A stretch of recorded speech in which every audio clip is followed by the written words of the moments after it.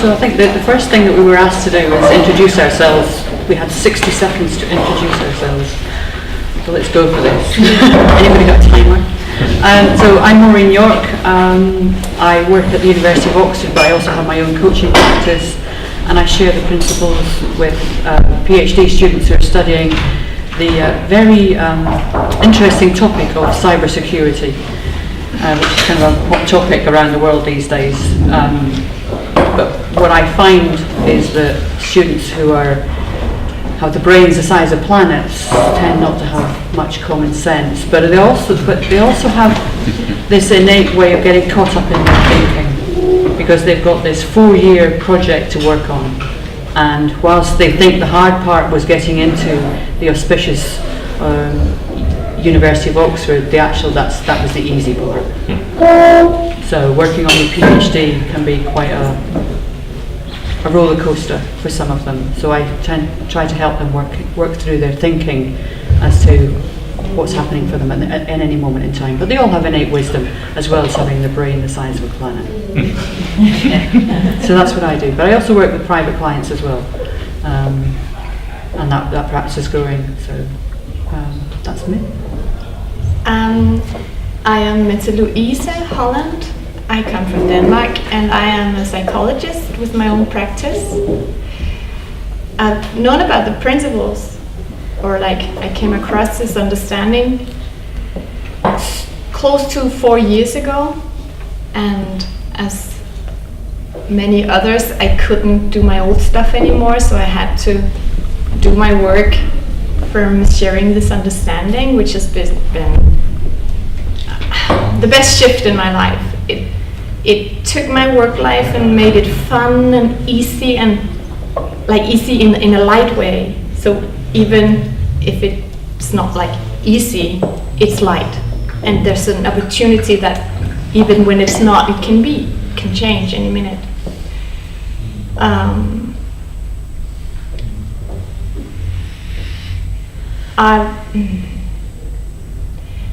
I've also I'm close to finishing a book on the principles in Danish, which I'm very happy to say. It seems like what the thing Rudy talked about, things that just come into your mind and it feels good to do it, and then I manage not to stand in my own way too much. So it'll be out in February. And then I've never sat here with Maureen.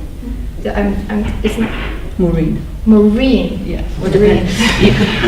You can call me anything, just don't swear at me. I hope it doesn't sound like swearing when I'm saying it. But I really look forward to speak with you, as I've known you from around this community. And as a tribute to you, I'm wearing purple today. For those of you that don't know me, I have a preponderance to wear a lot of purple. It wasn't by design, it's just by default. I seem to be attracted to the colour, and it seems to fit, so there you go. So I'm very grateful that you felt the need to not clash with me. Which would have been interesting. So the topic that we've been asked to share with you today is about relationships. And relationships take many forms. Whether it's with people that you know and love, parents, siblings, children, grandparents, people that you work with. But you can only ever have one relationship. And that's with yourself. And I've struggled with that for a long time. And nothing ever made sense about this relationship business. Until about 3 years ago, 3.5 years ago in fact. I was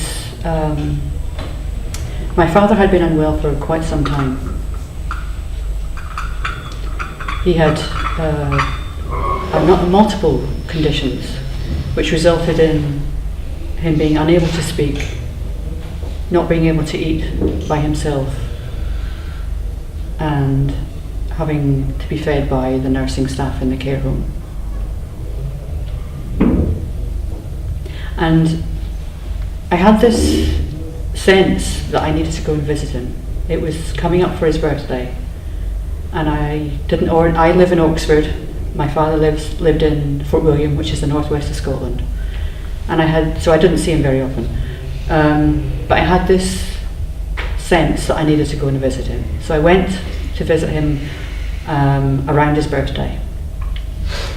And on the day of his birthday, the care home had a practice of baking a cake for all the residents.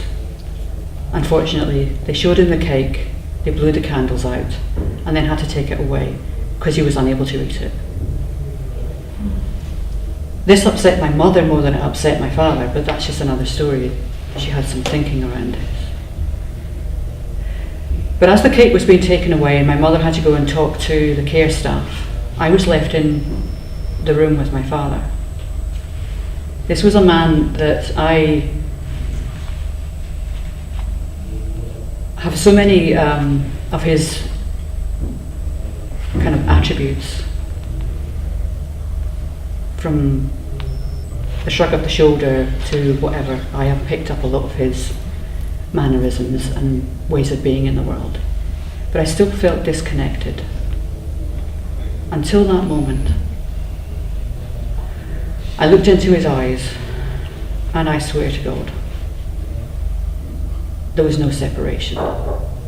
There was only one person in the room, or one being in the room, one energy in the room. And the relationship that I thought I had with him dissolved, because there was only a relationship with one entity, just as there is only one relationship with everybody in this room. It's the closest thing I can say to having a spiritual experience I've had.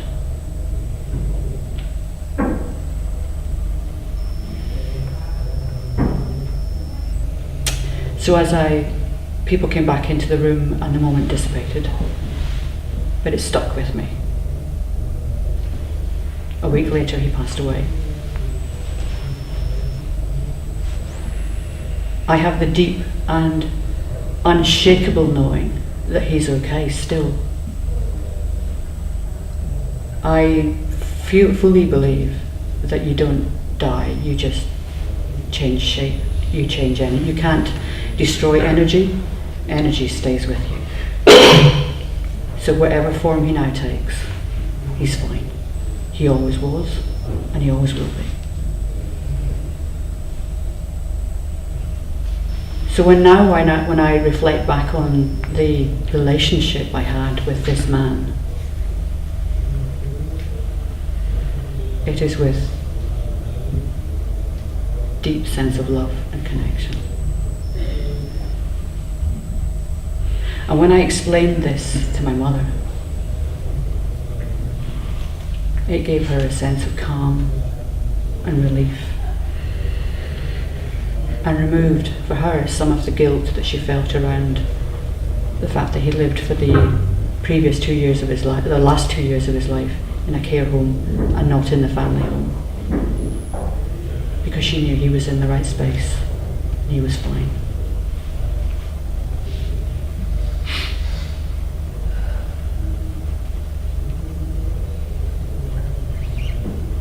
I think I've killed him. Yeah, the funny thing, or am I interrupting? No, you can. Okay, because Maureen I keep thinking I'm saying it wrong. No, just say what it is, it's fine. Sounds good to me. Okay. Sounds better than the Danish accent. We were speaking like a minute and a half or something, like what are we gonna say or talk from?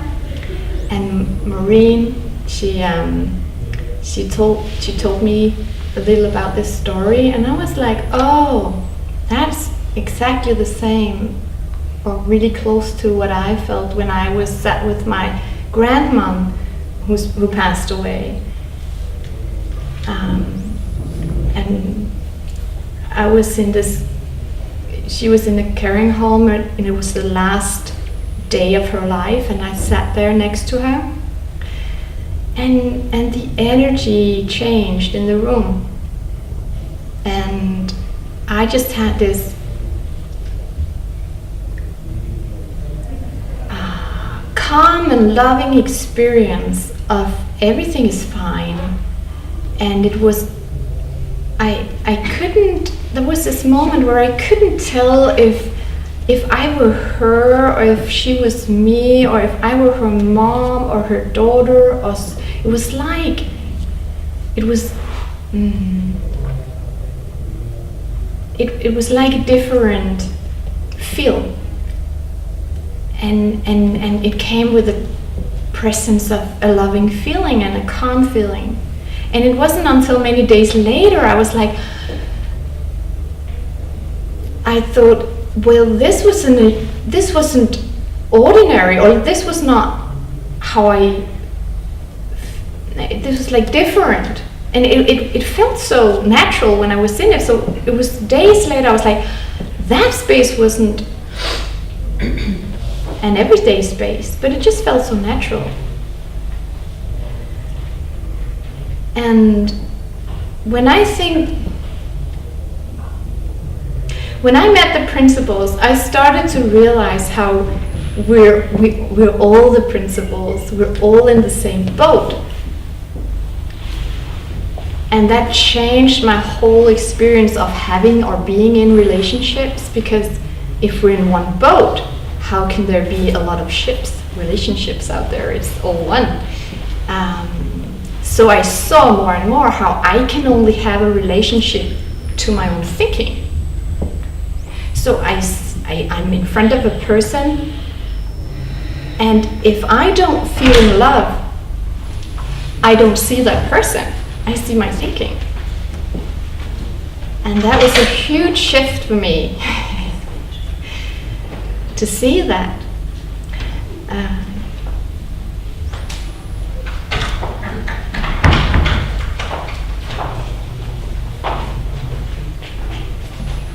Yeah.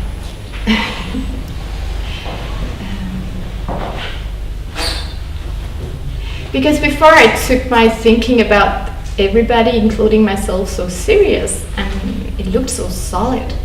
And suddenly I started to see I'm making this up, and beyond that we're fine.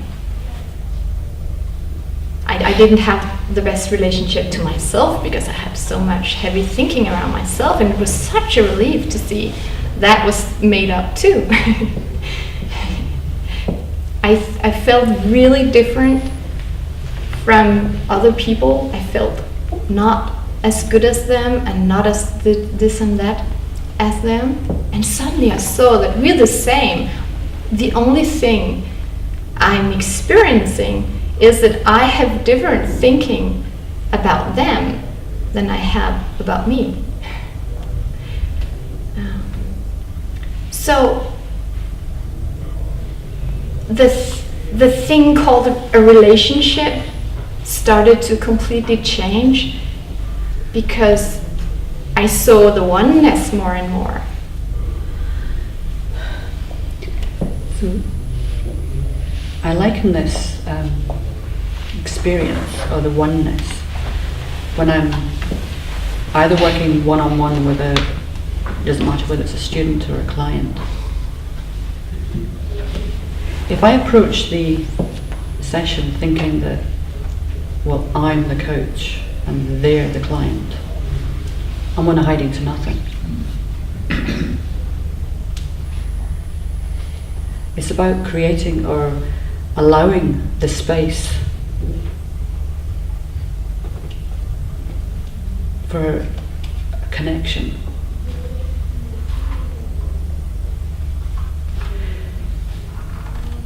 So it's not about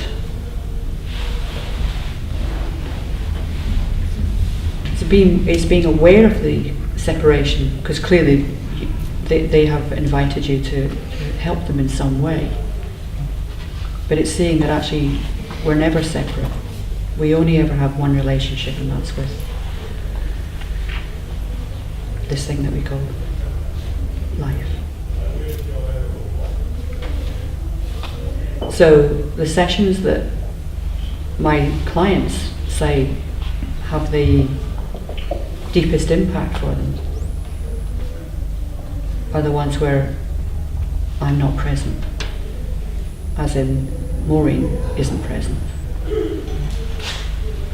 The version of me that I think sits in front of them in purple or whatever isn't there. And it allows space for whatever shows up for them.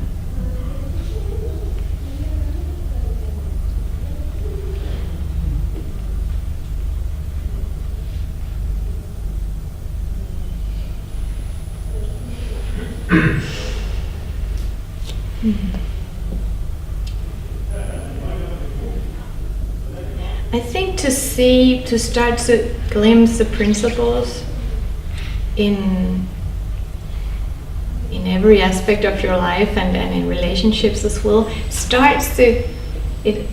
when I started to see that it started to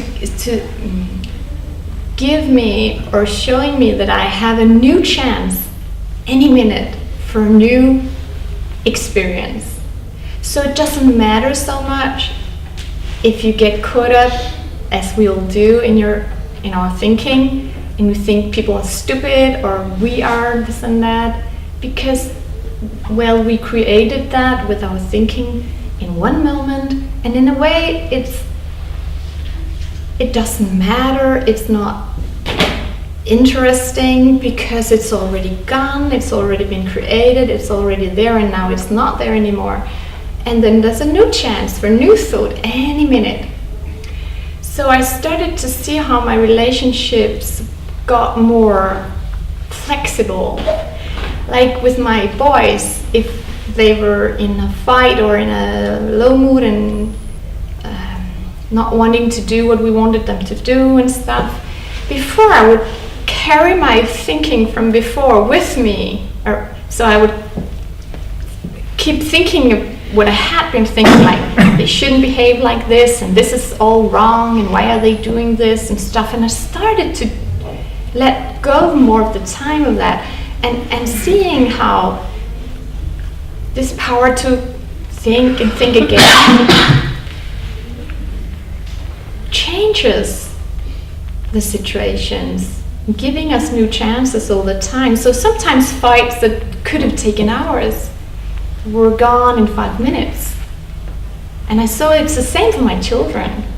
And oftentimes the younger we are, the more flexible our thought we are, the quicker we let go.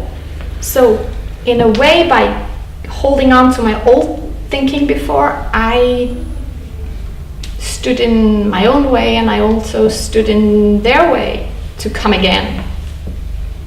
I was thinking about when this panel before had this beautiful presentation, a thought popped up around my 4-year-old boy, my youngest.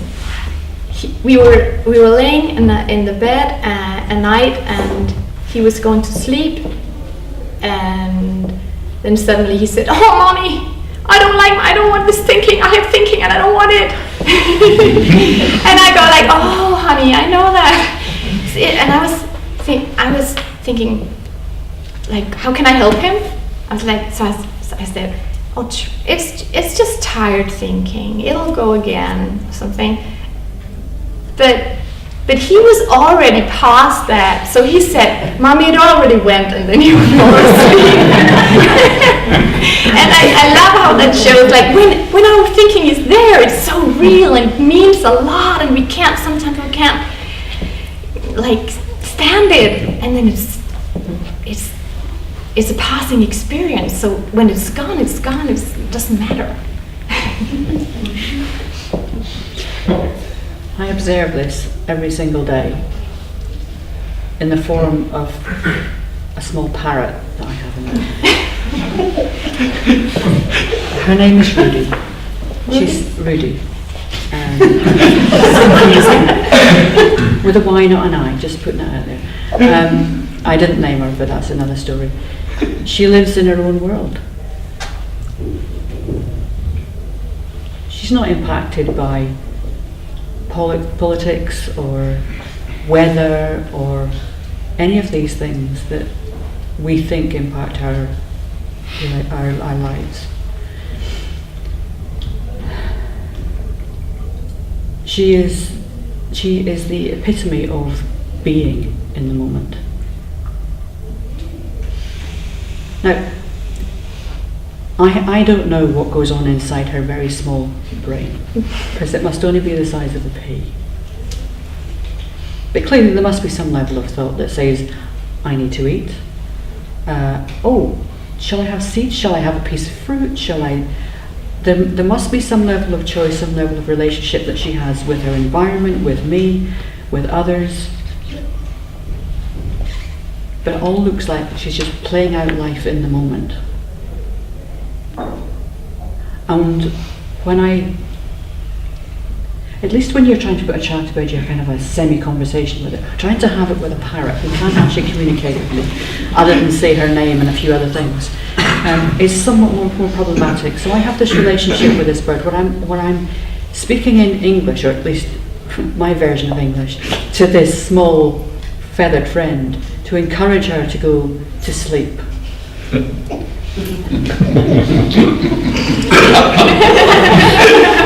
So the relationship that I see with this bird can at times be a little fraught. So I'm like, now really it's time to go to bed. And she goes, yeah, but I want a seed. Really we have to go to bed now. Oh, no, I need to pull my bell. I need to do. So she's putting up a fight because at some level she's not ready for going to bed. And the more I struggle with it, the more she resists. They say that living with a parrot is like living with a 2-year-old, because they're in that permanent why stage. Although she doesn't say why, she certainly exhibits why. So my relationship to her becomes easier when I just let her be. So I will dim the light and she'll go, oh, it's time for bed. Rather than me going through this whole charade of encouraging her, cajoling her, bribing her to go into her little hut that she sleeps in at night. It's never going to work. Never going to work. But when I connect with her on a different level, which is meeting her where she's at, and believe me, she's in control, it's so much easier. So why don't I do that every night? Go figure.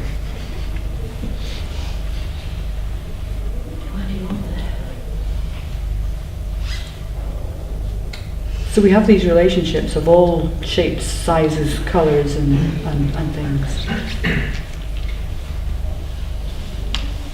But the more resistance, the more thinking I put into how I think they should be, how I expect them to be, the more problematic they become, or the more complex they become. Whether it's talking to my husband, my little bird, the PhD students at Oxford, the academics at Oxford who can sometimes wear me out.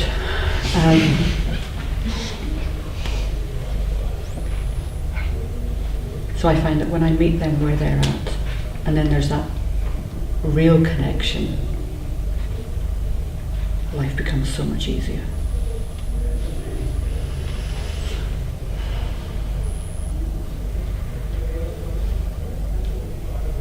It's like a deeper connection, like before consent.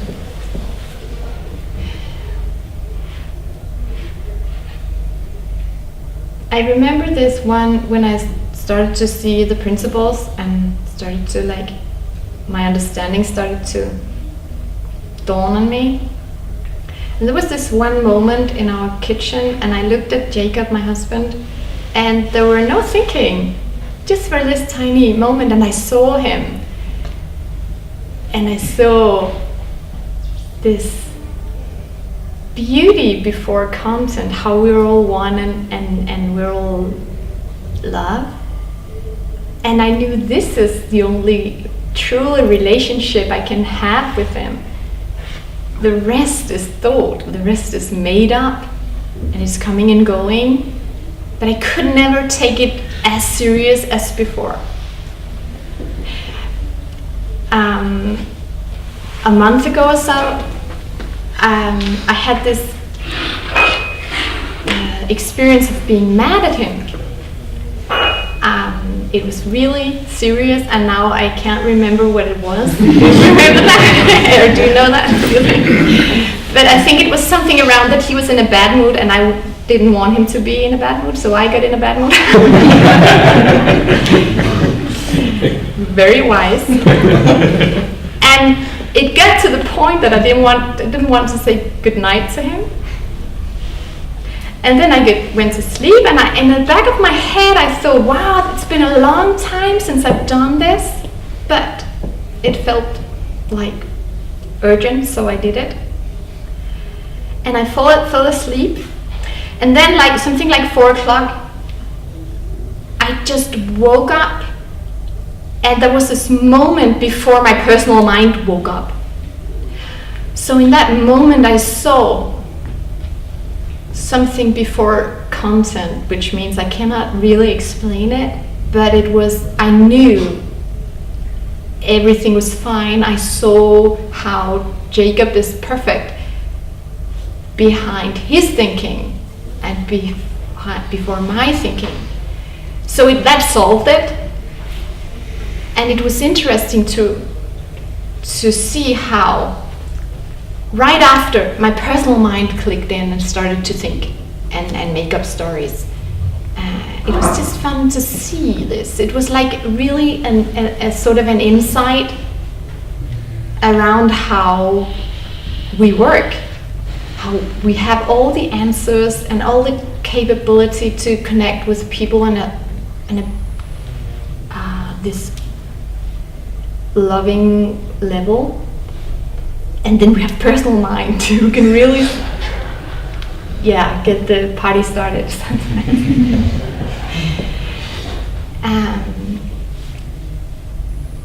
And I got an insight around, or at least to me, maybe it doesn't make sense to you, but to me it felt like an insight around the principles in 3 words. And I'm gonna write it up to see if it makes sense to you.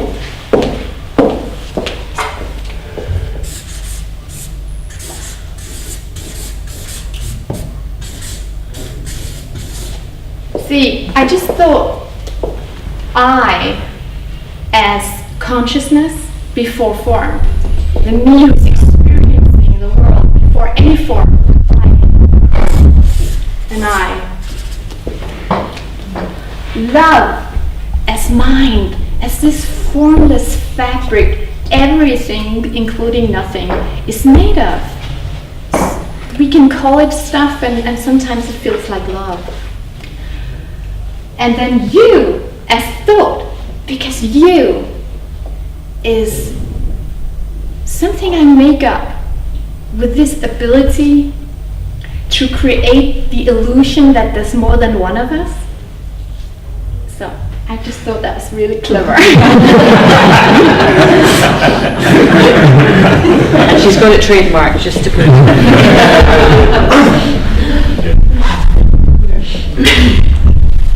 I don't have one of those. There you go. You have a pattern. You can teach it to say that. Can it talk? She says a few words like "stop it." That's a really, really helpful thing to say sometimes, isn't it? Like, for instance, too much. She'll say it. She'll repeat it several times, and it gets higher and higher. So this is clearly how I've been expressing myself. Just. I'm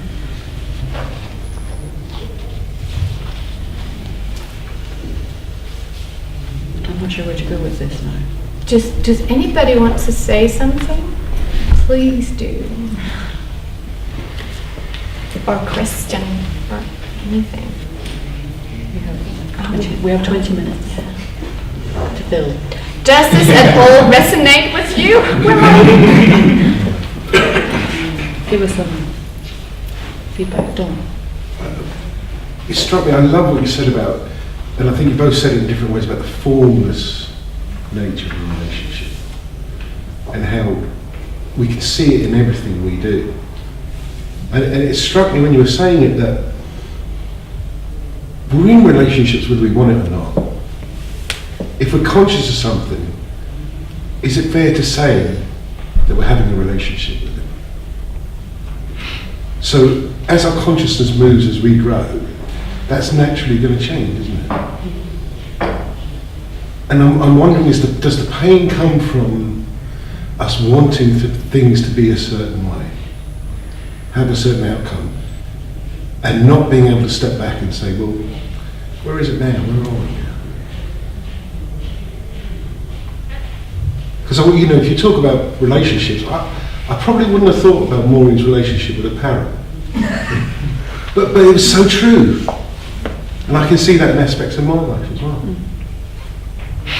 Little dog. Yeah, I'm right.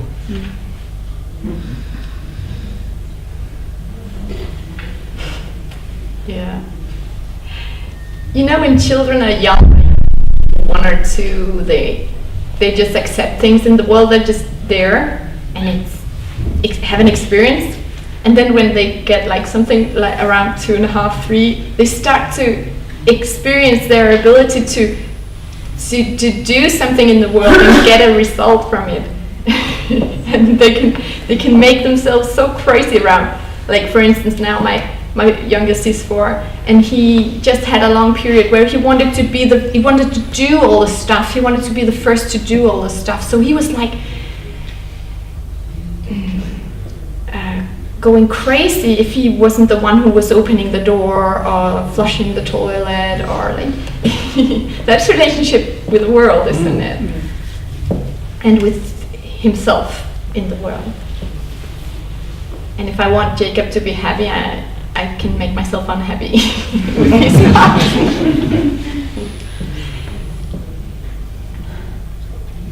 You talked about pain, Don.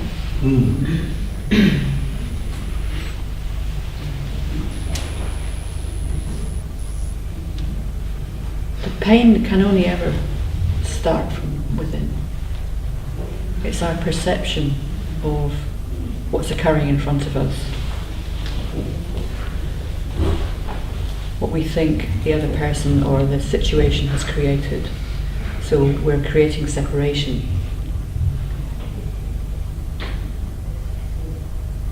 So when you step back into a realization that all and everything is self-created, comes from within, can only ever come from within, why would you put yourself through that? But we do. Because we get caught out by it. If somebody said to me, I'm going to give you this magic pill, and once you've had this magic pill, you'll never lose sight of the principles. Life will be a breeze. Everything's going to be hunky-dory. Would you take it? So on the one side, you could say, wow, this would be amazing. But on the other, you lose that connection with all the experiences that life has to show you.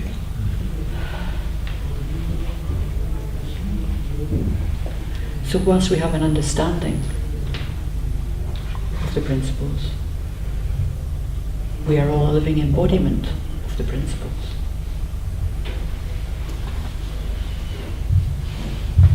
I don't think there's anybody on the planet that I'm aware of that doesn't lose sight from time to time, including Sydney Banks.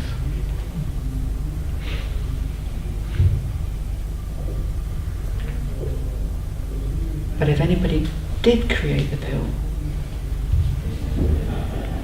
I would be intrigued as to who would take it.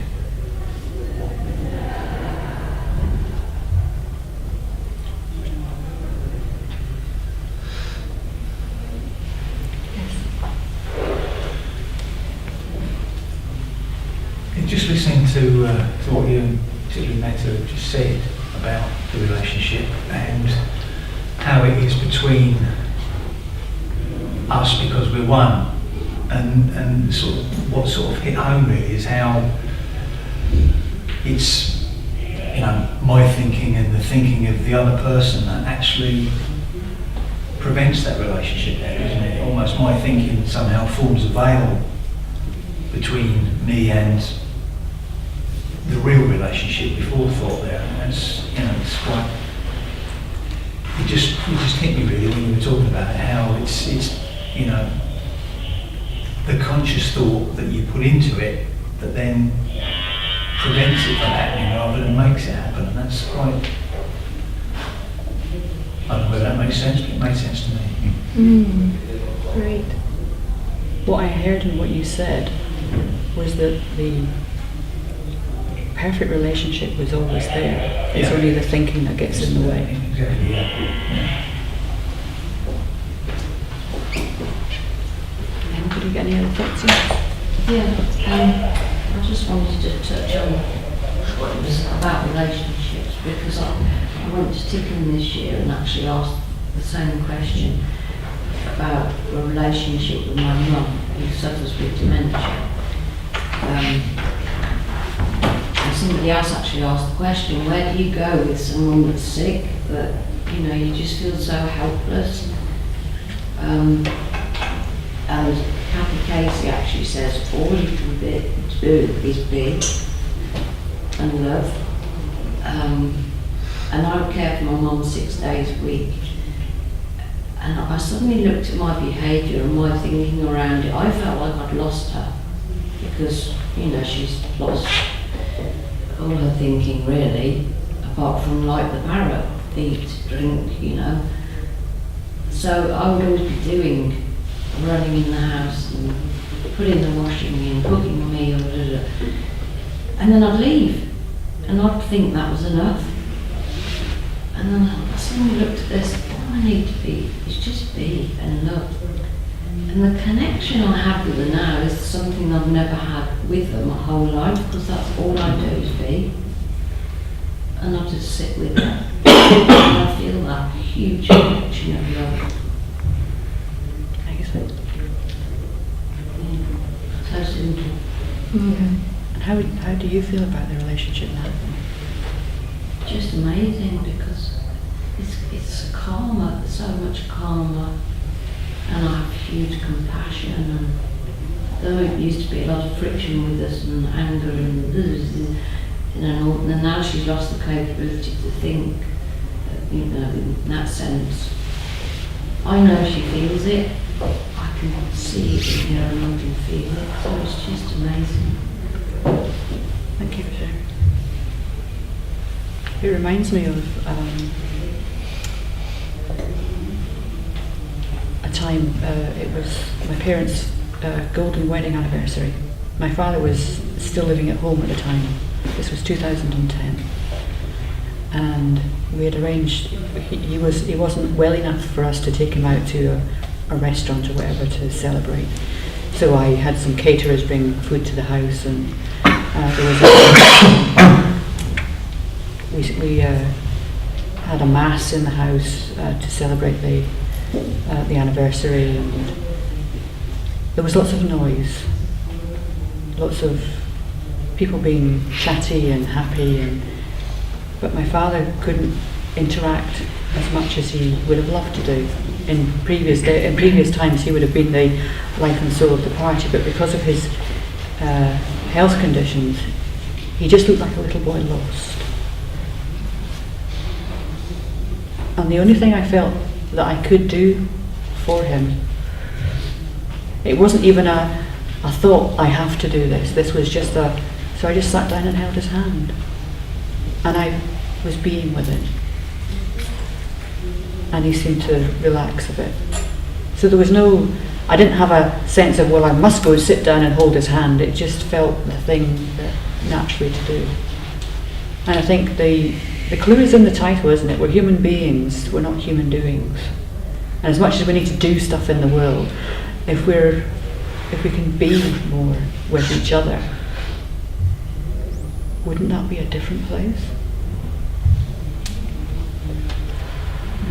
You thought you were bursting to say something, Jonathan? No, I just kind of felt the power of that, that that's exactly what's happening in the room right now. And what you said to me just now is that we are that pill that might be manufactured. And we've already taken it in that, or accepted it in that moment when we realise the power of this, which I feel very strongly all around me here. Thank you. Yeah. It's like, I was thinking about the parrot. It's like when we realize our personal minds are little chatting parrots, and it's not always so important as we like to think it is, what this little parrot make up. And we start, I identified with that little chatter machine before, and then starting to see the principles, I became aware to the fact that I'm so much more. There's something behind that little parrot, and if I don't listen so much to that, which comes naturally when you start to see how thought creates your experience, it does not tell you about the world. You start to live from a calmer place, or at least you know the way back every time you fall into parrot mode again.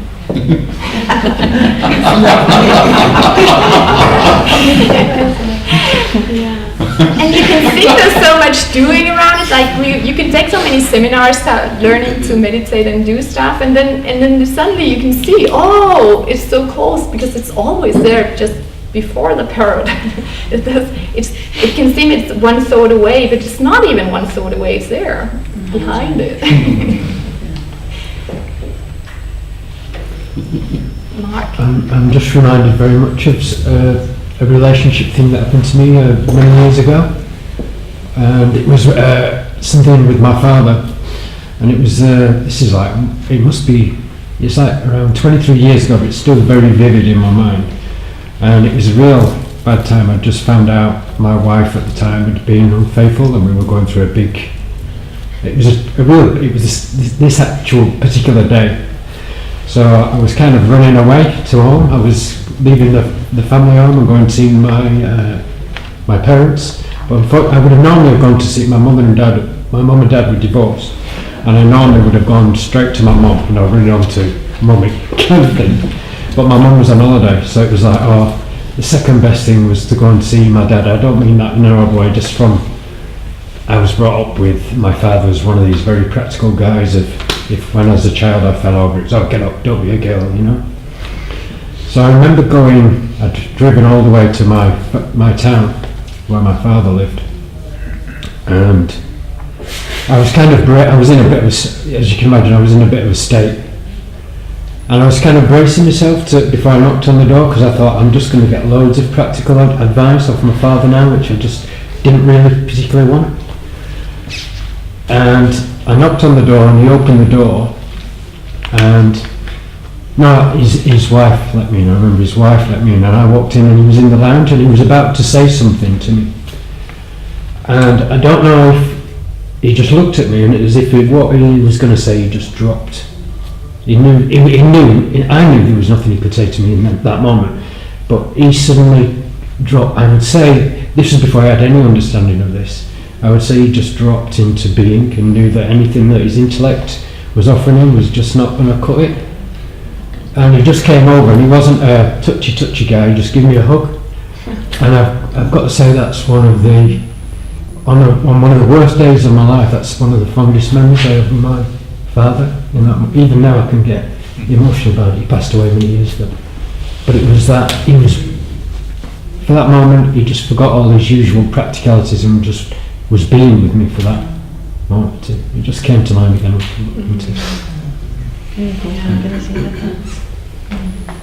That's beautiful.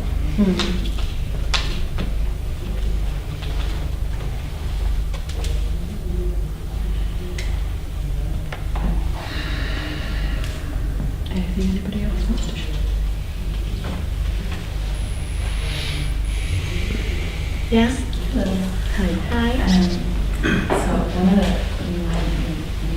triggered something for me that one of the first time I heard about the principles was like 4 years ago, and it was because I was kind of going through something with my dad, who I hadn't been in touch with for quite some time, and I had a friend who started talking to me about the principles, and I was like, literally had no idea what he was talking about. You know, I was like, I don't get what you're saying has anything to do with my experience. Like, this is totally, like, what are you talking about? You know, but I could tell he was trying to tell me something, but I was just like, I don't get it. Like, you're speaking like a different language. And then literally the next day, I had this like just mind-blowing insight about my dad, and in an instant, like every single thought that I had about my dad, like just fell away. Like, you know, this is 4 years ago, it's like 26 years of my thoughts that I'd made up a story about my dad and him not being around, whatever, just like literally disappeared. And what I was left with was this like vision of a person who was just like, didn't know what to do, you know, someone else who was just like lost. And I kind of just like became totally in acceptance of the fact that he's just not someone who communicates to people. You know, like he's just not that, like if you're not like with him day to day, like he's just not gonna reach out. And it was like, okay, like I stopped making things up about like how that, I mean, I didn't stop, it just disappeared. You know, I saw that it was thought, that it didn't mean anything. His actions didn't mean anything about me. It just meant about what he was going through. And actually pretty recently, so that's kind of where it's been. And I've been just like total acceptance, like, hey, how's it going? You know, like no problem, like chill, like a few times I talked to him, no problem, without any thinking.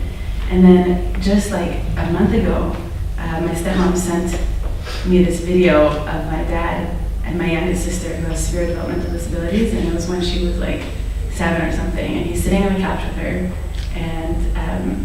and she's reading, and he's like so patiently and gently just like correcting her and saying, say that again, and good job. And I just started sobbing hysterically after I watched this video, because I realized that all my life I'd gotten these little snapshots of my dad, and the little snapshots were these snapshots of my dad in his most insecure, vulnerable, feeling victim, whatever time, when my parents were getting divorced and he was sick, and there's all these different things. And so I never really saw him within, like, I don't remember so many memories of him as he is in his core.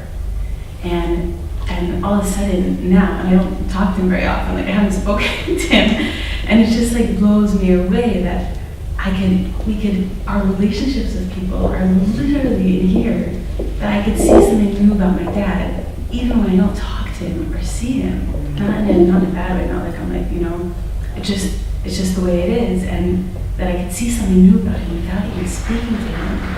That we have an amazing power of raising our level of clarity of consciousness about what's real and what's made up. And it just really blew me away, just kind of like, you know, just this deeper experience of, wow, like what else am I not seeing about the people around me? Thank you. Yeah, it's like amazing. That really points to, for me, how we can never go out and tell people the principles and then everything is fine, because we never know what people see from inside. So just, you know, somebody's told you about the principles and you didn't know what they said, and then you realize things, and that's how it is. Well, folks, we've come to the end. We've run out of time, unfortunately. If anybody wants to pick any of this stuff up with Mette, Louise or I at a later point in the weekend, we'd be happy to chat. But thank you for your... Thank you. Thank you.